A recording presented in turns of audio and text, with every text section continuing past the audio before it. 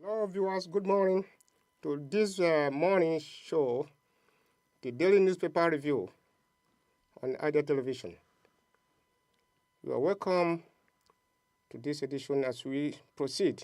We have a couple of papers all in review, starting with the Guardian newspaper. And I have a colleague of mine, Mr. Yeah, good morning. My name is Paul Odatkupo. Okay. You're welcome to the newspaper review. You're welcome. We start with the Guardian newspaper this morning. Page 5 says, 5 years after master plan expired, Lagos still in search of safe drinking water. That is on page 5 of the Guardian newspaper. Then the medical tourism reversal narratives, a myth or reality. On the front page of Guardian newspaper. This on page 8 to 9 of the main page. Then we have again Ogu release land for Ijabode Inland Drive Water Port. This on page 36 of the Guardian newspaper. Then economic finance crime fuel insecurity in ECOWAS region, says stakeholders, right on page 2 of the Guardian newspaper. Then on page 2 again, Education Minister makes U-turn, admits federal government has signed agreement in 2009. Page 3 of the same newspaper, we have a writer which says FG explains non-publication of budget implementation report since 2004. This is on page 3. Mr. Paul, Yeah. you can see that saying federal government has agreed now that they signed a pact with ASU since 2009, making a U-turn from their initial statement. Do you know that this is funny indeed?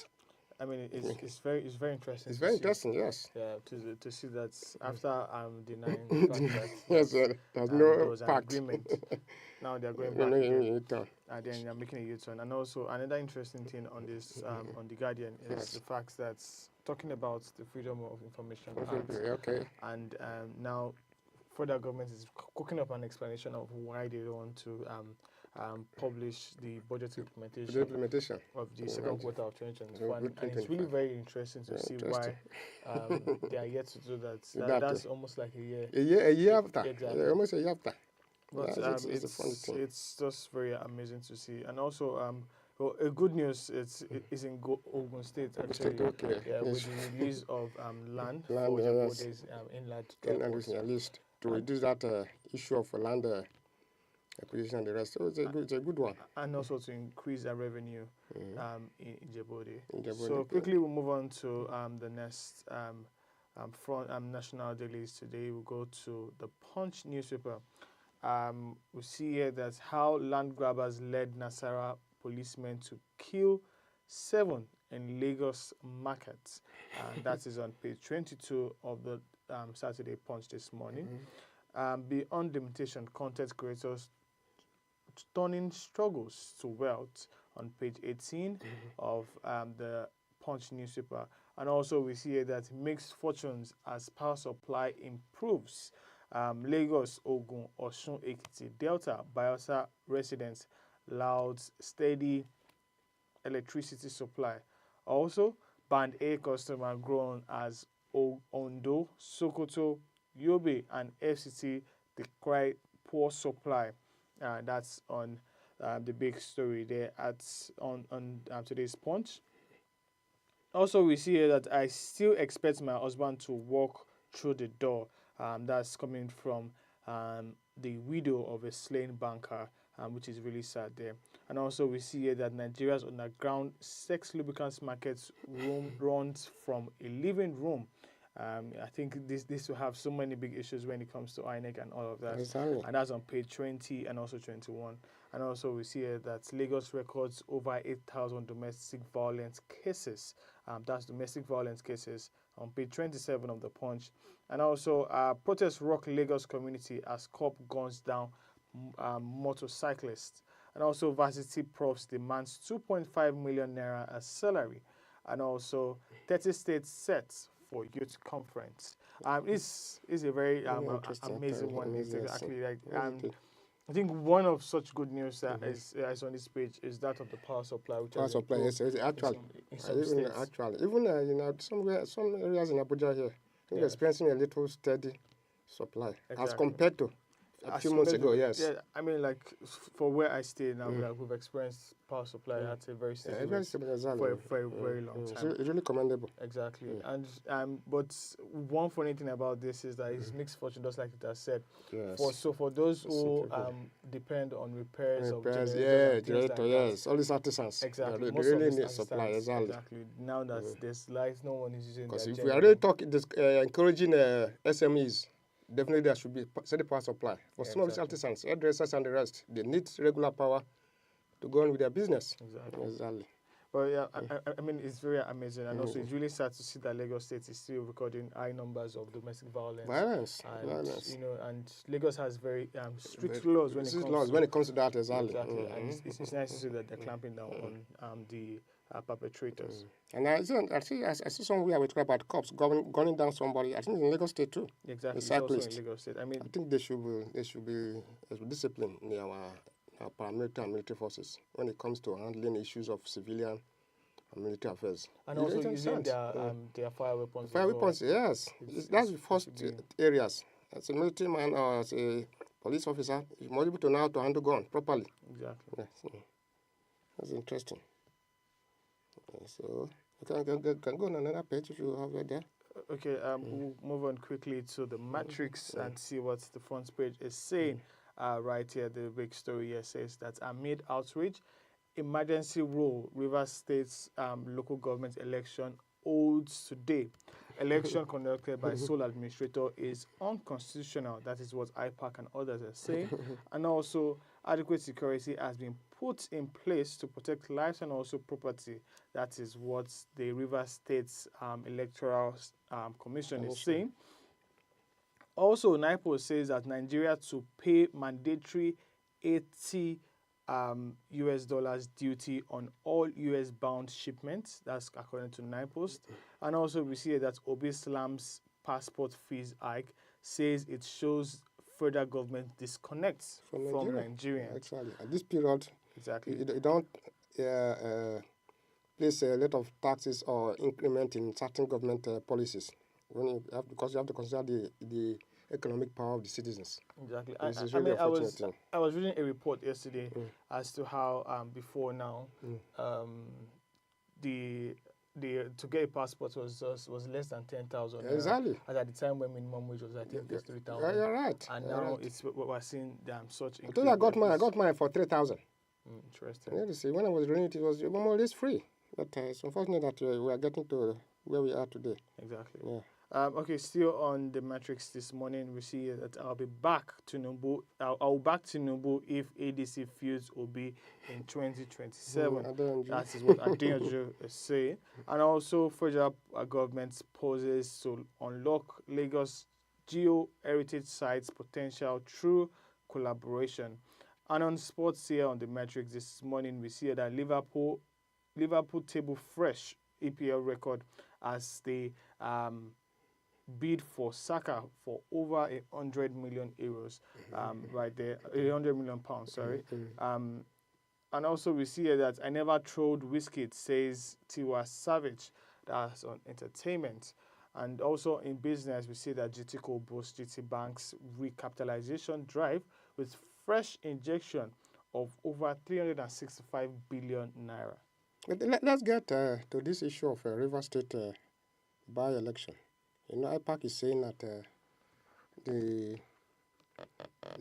current holder there, which is ABAS, River State, is not constitutionally authorized to hold by-election. Yeah, exactly. But as more or less, it's not a sitting governor anyway, but at least it's a placeholder for the governor. But I don't know what the constitution really says when the placeholder is in position. If he's not mandated, it's not mandated on him to hold a by-election. If that election has been scheduled, I think the honest is that once it's the Rivers ANEC electoral body, it goes back to what we are saying about having the sanctity of our electoral body being unbiased. It all places gives the citizen full support that such election, whatever comes out of it, is actually free and fair. And then that's it. I think you should go on and make sure that they delivers the mandate on democracy in that state. I think the issue of to and fro from the former governor, which is suspended, and current one, I think they should hold the election and let's have peace there. Well, according to the 1999 Constitution, actually, it doesn't give power to the sole administrator to hold such election. However, it's only INEC at the very federal level and also the state's independent electoral commissions that can hold an election. So it is basically unconstitutional. And also, but you know, it goes to what people have been advocating. You understand this? Because the idea is that I think the Federal Electoral Commission should even be the one to conduct, given the power to conduct in most states. So that because there's always that bias that the sitting governor always influence the outcome of elections in their states. Yes. So I think the federal one should be able to. It's a part of the electoral reforms. At the end of the day, it all boils down to how credible INEC could be at the end of the day, and how independent they seems to be. Because if they are actually independent as they claim to be, there shouldn't be any influence from sitting governor. Exactly, from any governor. But it's very as regards this sole administrator handling election, it is unconstitutional. Exactly. It's legal authority, and also it is highly sad to see all of this happening in Rivers State. I guess that's all on the matrix. On matrix. Do you want to move on to the next paper?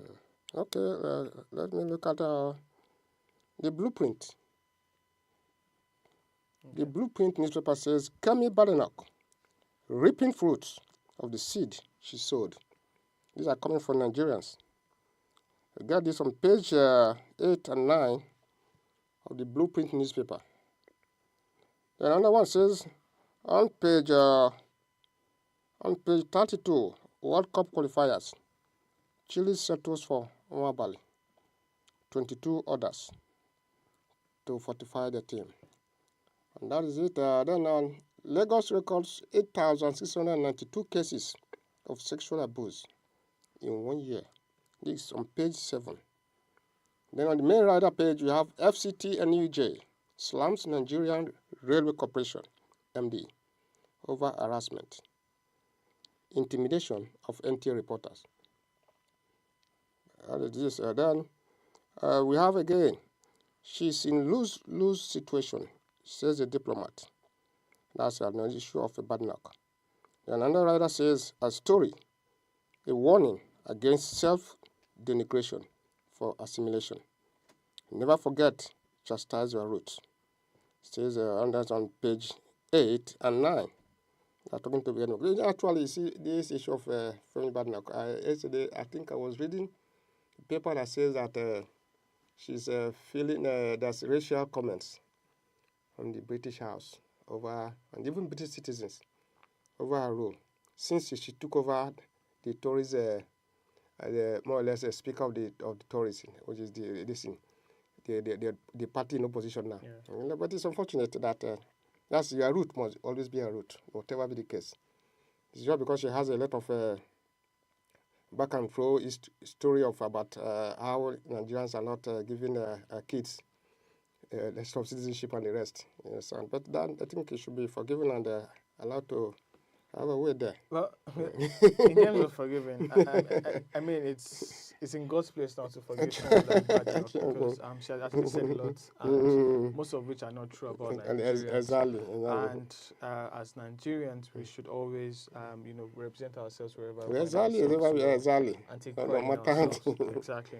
And it's really sad to see that if most of the things that she was saying were true, it's very nice. Only 8% of it is actually very true, and it's really sad to see that she keeps popping up and trying to please the diplomats and also the British citizens. I mean, it is very, very, very appalling to see. And usually at this time, I really wouldn't. I do not watch our interviews any longer because they just kind of raise this kind of anger in one for no reason. But hopefully she comes to the light and see that what she's doing is wrong. Actually, and then she goes back to being a true Nigerian that she is, supposed to be, and stop trying to battle with true heritage. Okay. But also, we see talking about the issues of how she should not forget our root and all of that. Exactly. It's very important. Very, very important. At the end of the day, whether she's there now or she's away, she's still a Nigerian. I mean, she still bears a Nigerian. Yeah, exactly. So once she sees the name, it tells you where she comes from. And even if there might be black Americans or black and British people, but regardless, her color is very Nigerian. Very Nigerian. It's African. From exactly. There, she's very, very Nigerian, but it's very important that she also traces her roots, and hopefully we see that. Also, we're seeing here that Cam's return after police clash in Lagos. It's just more like the story of the motorcyclists. Exactly. That we talked about earlier on. How they go back and forth, and I mean, the police is meant to be the friend of the citizen. Exactly. And that's what we want to see more instead of having clashes between citizens and also, there should be friends. There should be a level of understanding. Exactly. That's it. That's how it's supposed to be. Yes. Okay, quickly, let's move on now to the Tribune. It says here that Glo thanks Nigerians for 22 years of support and also patronage. Also, ADC woos Jonathan for 2027 race. That's on page 4 of the Tribune. Ex-president weighs party options. APC mocks him and says that he cannot defeat Tinubu. Also, killing of soldiers, Bauchi police appeals for calm and also sets up investigative panel. That's on page 6 of the Nigerian Tribune. And also, in Kwara, they say that we are facing the worst bandit attack in Kwara, and that's on page 22 of the Tribune. On page 4, we also see here that calm returns after police-youth clash in Lagos. Meanwhile, we see that kidnappers adopt FMC worker in Ondo, and also colleague threatened strike. And on page 8, you see there here that APC, PDP ignore insecurity, hunger, public anger in favor of power-sharing games of 2027. And also we see here that Niger Delta Youth condemns call for sack of NNPCL boss. And also in terms of paternity fraud at Ibadan court, I doubt our only child paternity. I want DNA. A man tells the court as our children belong to him. Our children belong to him. That's what the wife is replying. And also, he married me for property, later deserted me because I'm barren. Woman tells court. This is a very interesting one. I mean, in Lagos, we're seeing cases of domestic violence, and now in Ibadan, but we're seeing something else different. Exactly, almost similar actually. And it's, I mean, Nigeria has like a very large amount of maternity fraud at the moment, and I feel like if this man wants a DNA test, he should just be given the room for that.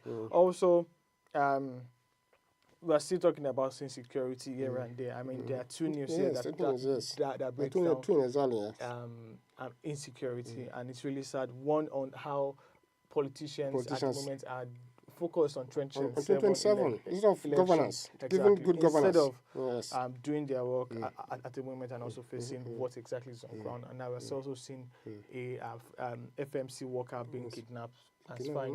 Now even the colleagues are threatening strike. Probably it was at the point of duty that the person was kidnapped. Taken exactly. It's quite unfortunate. And also, I mean, yesterday as well, the NNPC boss was talking about people threatening to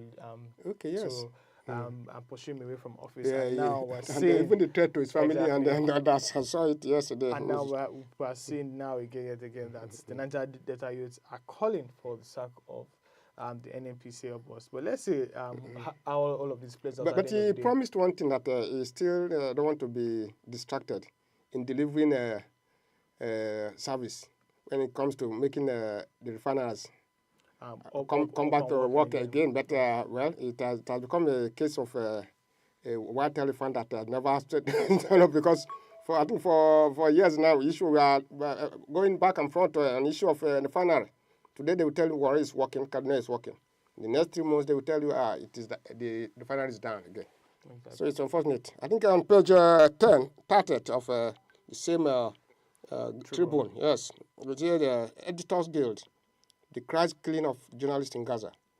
On page 30, yes, the Abuja Kaduna road safe now. A mockery claims as it tours road. So it's because he passed that road now, so it has been that the road is safe. I mean, it's. I think that was yesterday or so. He took a car and was on the road and was recording a video of himself, how he was driving through the road and how safe the road is said to be. Yeah. I guess we'll go on a quick break now. Once we're back, we'll continue with the newspaper review. My name is Paul, and also here with me is Chris. We'll be right back. Chris.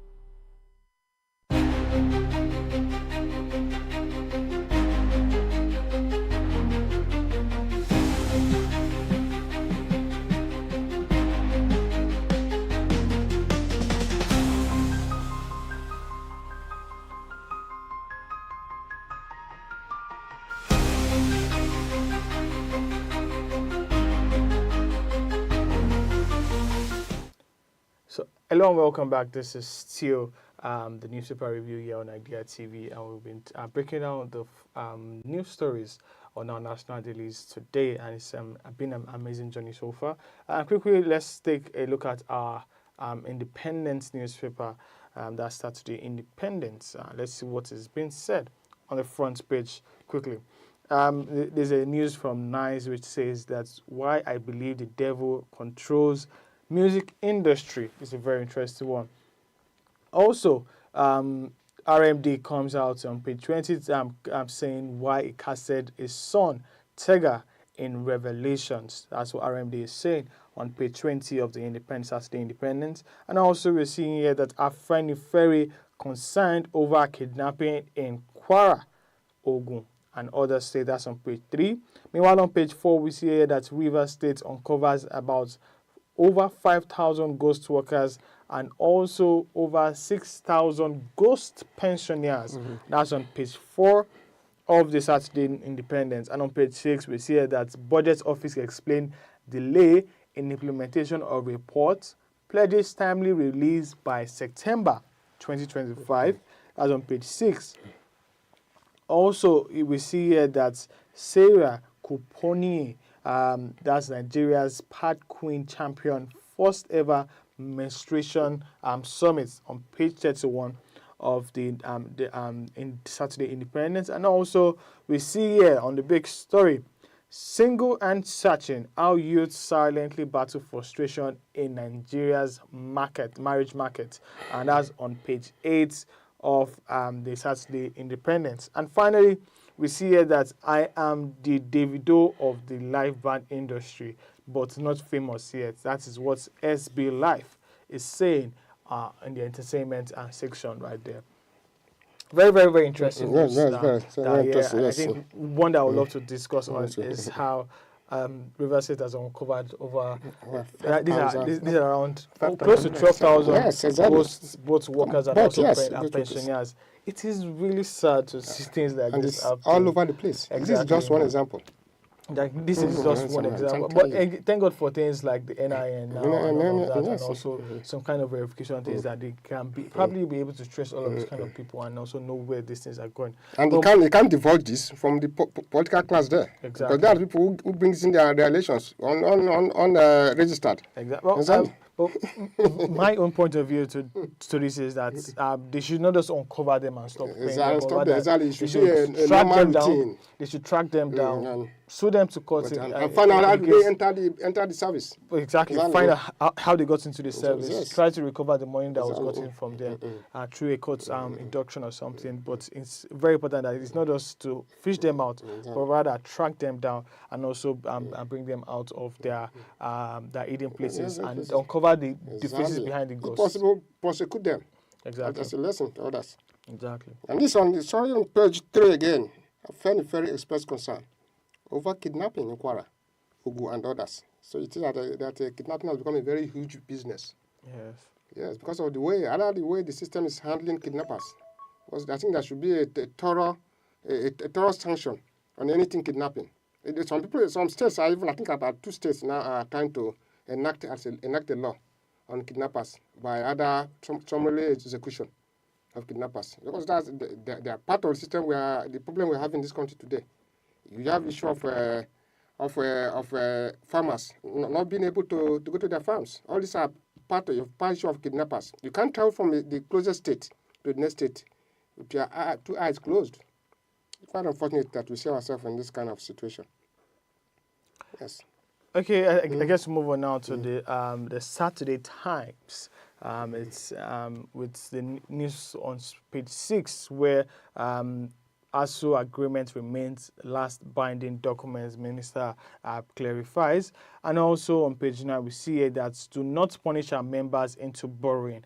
ASU tells federal government. Also, we see here that debate as patients will make questions Chioma Chukwuka role choices. And also on page 2 of the Saturday Times, you see that resident stakeholders back closure of Mokwa IDP camps. That's on page 2 of Saturday Times. And also we see that police invite senator over alleged threat to Kaduna governor's life. That's on page 4. Also we see here that the NIMC database intact, never breach, boss insists. And also we see here on page 5 that 2.5 billion donation to UBTH group blast Okwebolo says it's uncalled for. And on page 14, ex-Super Eagles striker Anthony Oja retires from professional football.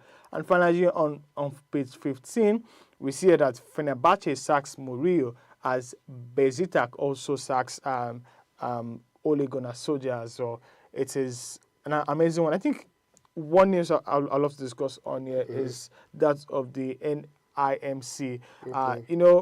When it comes to data protection and things like that here in Nigeria, we are actually not the best at it. And I feel like, but thank God for the things like the Data Protection Act that protects our data now. But when it comes to data protection, we are not still there. So actually when it comes to paperwork, actually, we do not, and that's why we're talking about digitization of all of these data so that we have it soft copy and is able to be more protected than just having it fly around. I mean, few days back, I was reading the tweet of an ex-copper who says that some people keeps calling her after she had left left NYC, NYC. saying that she's at NYC something, and they're trying to scam her and things like that. Yes. And then she keeps wondering that how do these people keep getting my number? The numbers, yes. And then it boils down to how documents are being protected after corpers leave the program. And in many other organizations like that,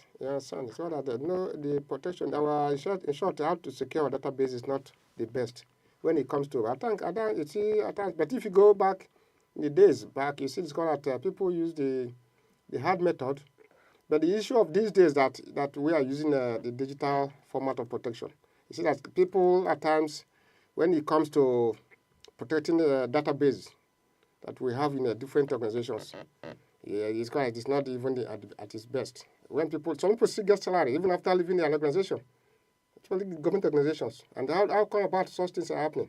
When somebody who has left a place that exactly even the information about that individual is supposed to be put to pop up and worked on, that this person has left the organization, but they still get some even financial dues for him even after leaving, years after leaving.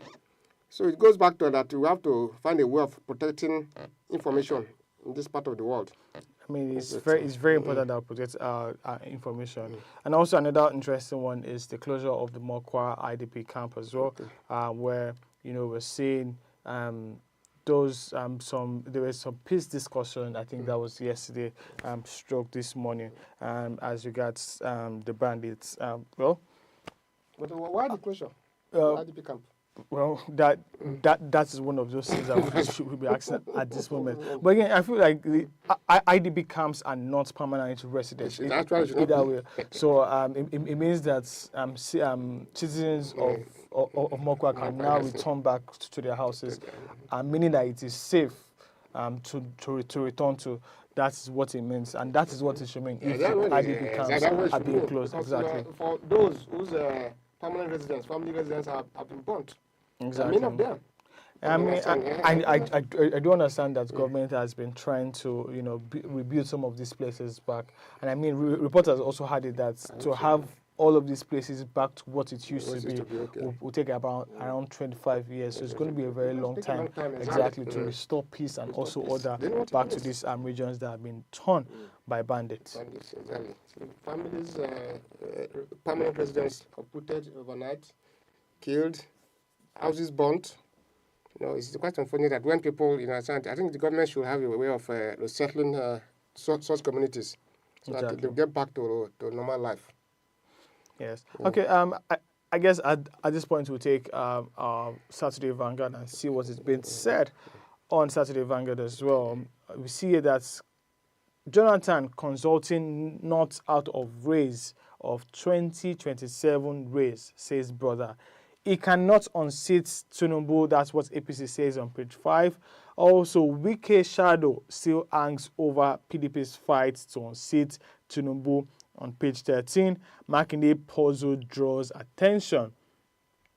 Also, we see here that Nigeria's biggest business empire on page 12. Also, we see here that extracting the poverty industry in Nigeria, the rise of data boys. And on page 15, we see here that Nigeria still corrupt clerics tell Tinubu. On page 15, as legal experts interrogate claims with data. Also on page 27, we see here that man begs DG of Customs suspend FOB levy, clears port conjunction. Also, we see here that we choose not to beg, but there's no work, says blind couple in Lagos.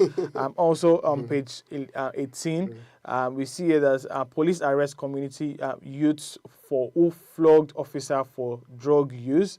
The officer impregnated underage girl, says youth president. And also, children drop out of school because of drugs. That's what community leader is saying on page 18.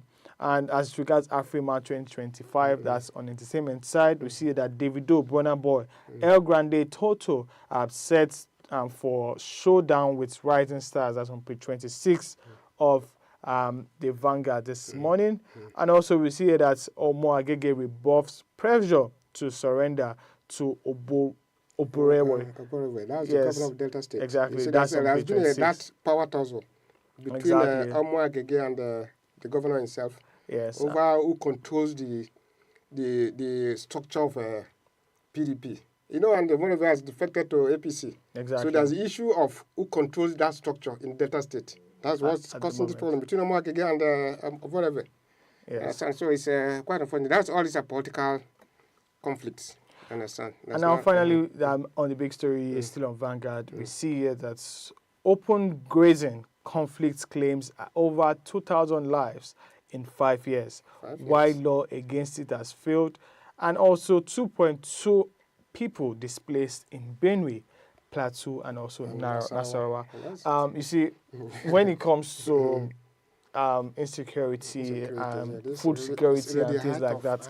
These are the things that actually lead to all of these things, displacements of people. Because with 2.2 million, and these are places that produce crops year in, year out. Talking about Benue, talking about I know Benue has been right from time. Most of Benue has been the food basket. Food basket, exactly. Is the food basket still producing food? So exactly, that's the question now at the moment, and also.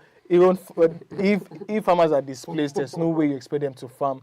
There's no way you expect them to produce food for us to eat. And also, there's no way you expect that food in these regions will be very secure. And that's why we're seeing the ripple effect in terms of the triple threat of malnutrition. Inflation of food exactly. in the market. It's really sad to see and all of that. Benue, Plateau, Nasarawa, these are key states when it comes to food production in Nigeria.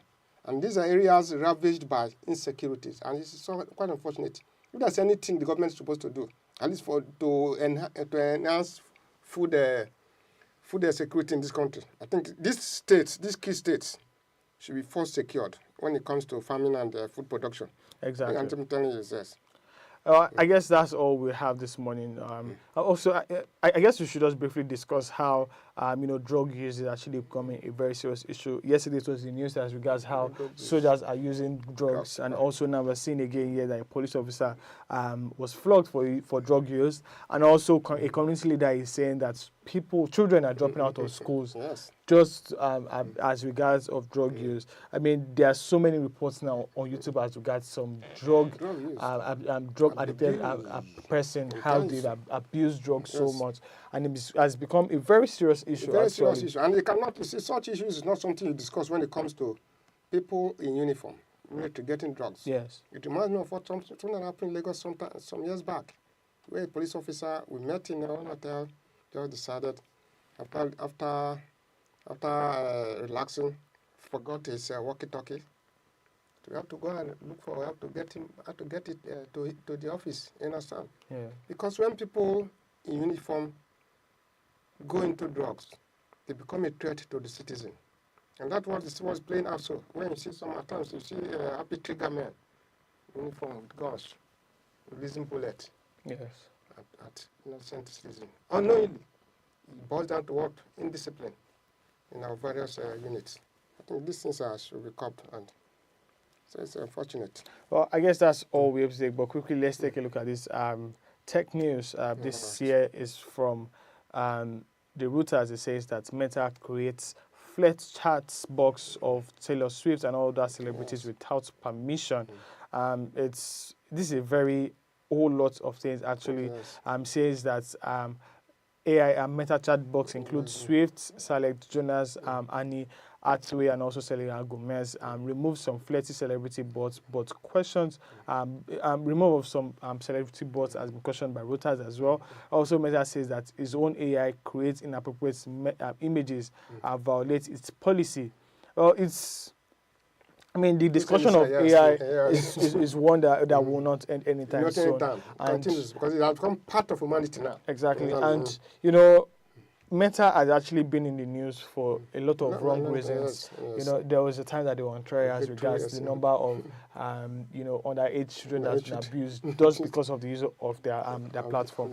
And it still boils down to the question that, is this app still being in check? And if it's being in check, who is checking it? And how is it being checked? And what are the checks that are being done? Exactly. Because there should be a check. Exactly. There should always be a check. Exactly. But let's see how all of this thing plays out and how it goes, and hopefully that there are lots to clap them down. I guess that's all we have to take this morning on the news review. That's lovely. So with this, we end today's breakfast morning daily paper reviews. And from my side, we call it a wrap and say, please do tune us and pass your comment and on our social handles. And make sure you put your comment down and get in touch with the discussion tomorrow. From my colleague, Mr. Paul. Yeah, thank you very much for joining us.